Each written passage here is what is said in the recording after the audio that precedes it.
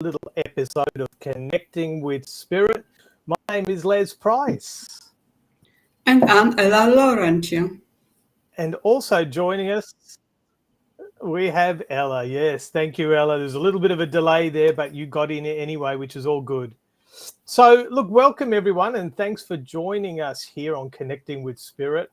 And as it's our second little episode, I just want to remind everyone that Connecting with Spirit is really your weekly dose of inspiration, guidance, to really help you connect more deeply with your heart, to awaken your spirit, and to also help you trust your inner guidance on the spiritual path. And so we're really excited to be here. And after our first inaugural episode last week, we're slowly getting used to the technology.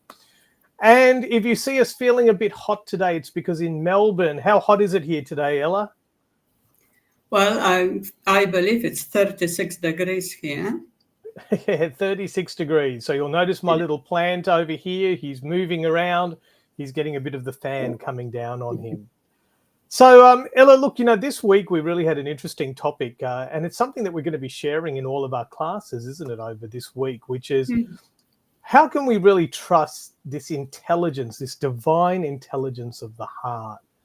And I know that over many years, science has even done lots of research into this, but even going back to Egypt, there was a reverence for the heart. So, Ella, from your perspective, why do you believe, why is this need at the moment to connect through the heart? It's extremely important right now. Why? To make the right decision. We are in the middle of the ascension. And it is important for us to follow intuition. Discernment is extremely important. So basically, all we need to do, we need to open our heart and connect with our intuition and connect with our inner self. Yeah, I think it's that connecting with the inner self because, I think science has now come to the place where science has caught up to understand that the heart actually has its own neurochemistry. It has its own neurons that actually are more intuitive sometimes than the human brain. In fact, some of the research that was done by the Heart Math Institute showed that when they put pictures of, like a forest or a baby being born or a little puppy dog, I know, Ella, you go crazy for the little puppy dog. But when they put these pictures on the screen in front of people, that the heart essence and energy intuited that energy faster, milliseconds faster than the brain, which tells us that our heart is always talking to us and giving us these impressions. So, Ella, if this is the era, this is this era of Aquarius where we're opening up, I believe that obviously the heart has the ability to intuit information faster than sometimes consciousness. But why do you feel it is that, from your perspective, a lot of people don't trust the guidance of their heart or don't listen to it?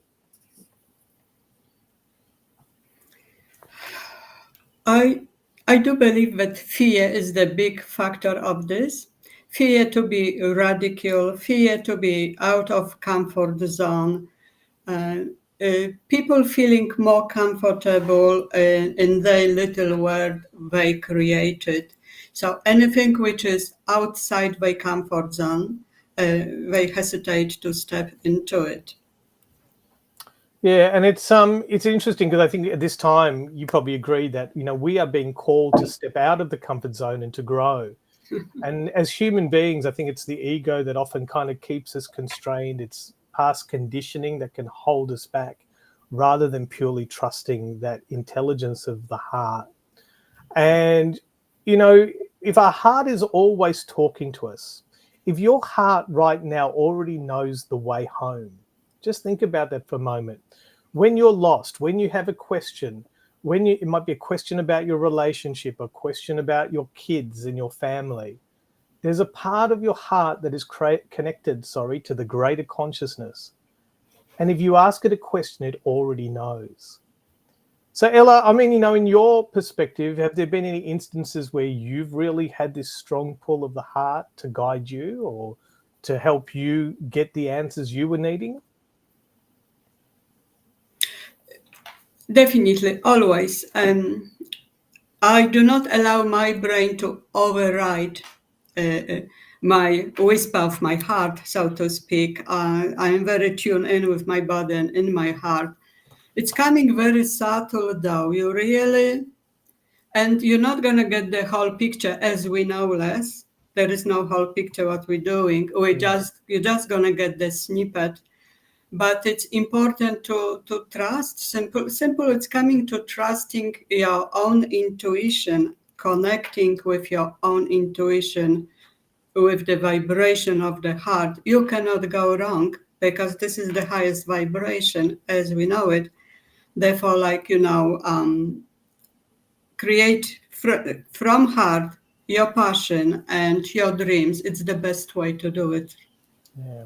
And I think it's something that in our classes we bring people back to a lot, which is how to find that place like of your own truth, that place where you know that you're connected to your own truth and knowing. And it's interesting, often when I'm doing work with clients or I'm having a conversation like I had with a colleague today, when they say something that truly resonates with my heart and spirit, I get this little shiver, I get this impulse, and I kind of know that is my truth. And you've probably had the same, Ella, like when you're doing healings or working with clients, yes? Yes. The confirmation comes straight away. So the trust, I build it upon the evidences. Yeah.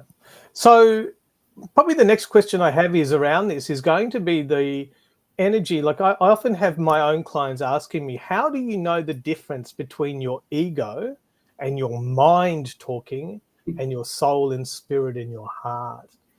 So what's your perspective on that, Ella? Ego usually screaming in our brain, and then and our heart is just whispering. It's very, very subtle.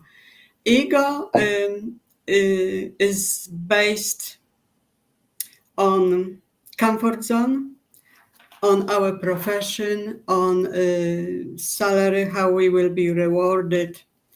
And if you are uh, attracted to the new ideas, new ventures, most likely this is your heart telling you that you should try something different and something better. And why is this happening? We do not see the whole picture, right? So we might have problem to actually jump straight away what our heart is telling us. But little by little, it will take us to the destination, and the destination gonna be amazing. As with your ego, as I said, you've been trained entire life to be accountant, and you are working as an accountant with the dream to become painting, with the dream to develop more your creation, be the abstract painter, things like this. Thanks for sharing. And, just when you were talking there, a couple of things were coming to mind. And one is that I often find that the heart and the spirit talk very subtly. It's subtle communication. Often they will never use fear to get you to do something. They'll never use harsh words or force unless it's in an absolute emergency that they want to get through. But more often than not, there's a purity to the message. There's an encouragement. There's an opening of the heart when we hear this message. So we can often kind of discern a little bit of this inner guidance by trusting the feelings and acting on them. And also knowing what it's like when the critic voice or the voice of our ego is speaking. It has a different energy. And for me, you can see it's coming from a place up here, whereas the voice of my heart and soul comes from down here. So start to pay attention. I think, Ella, the key today is about awareness, being aware of your own body, your own energy, opening the heart and listening more deeply. So, Ella, before we come to a close today on this little topic, and I know we could talk forever on it, and we probably will talk forever in our classes this week, but what encouragement would you have for people who are listening here today? What could they do this week to really embrace this wisdom? Now it's the time that you will pay attention to get closer to your inner self, to your higher self, go back to on the spiritual pathway, and connect with the heart, open your heart. And probably the shortest, the fastest way would be through meditation. Be mindful, meditate every day if you can. And